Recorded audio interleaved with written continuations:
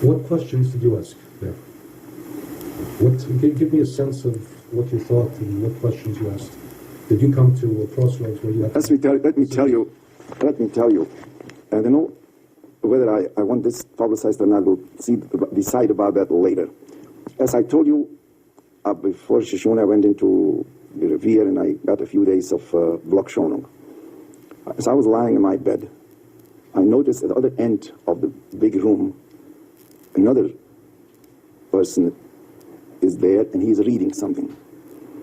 And I slowly went over to him and I saw he managed to smuggle in one page of a Gemara, Tractate Kesubis. And I told him, do me a big favor, borrow me this for a half hour. He said, no, I'm having a problem. If you want to learn it, sit down here and learn with me together. It was a little dangerous because we were not supposed to congregate and be together. I sat down for a few minutes. In those lines, there were the saying of the Talmud in Kesubis, I think it's 103 or page 104, where it says, whoever lives in Eretz Yisrael has a God. Any Jew who does not live in Eretz Yisrael, as if he does not have one. And he became very shivering and raged. And I asked him, what makes you so emotional?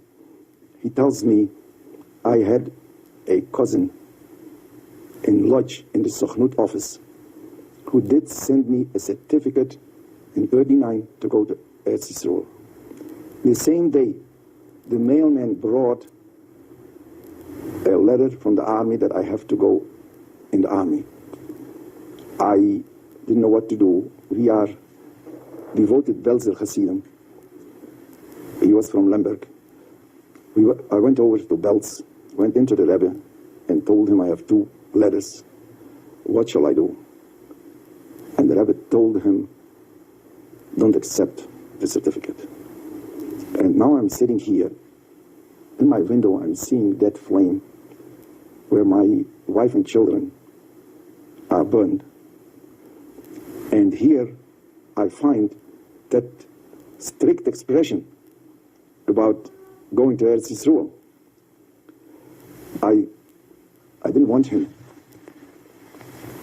to come to conclusions, and I told him maybe the Rebbe was afraid if you will go with the certificate, you will end up in a leftist kibbutz, and you will change from being a religious Jew to a non-religious Jew. And this is where it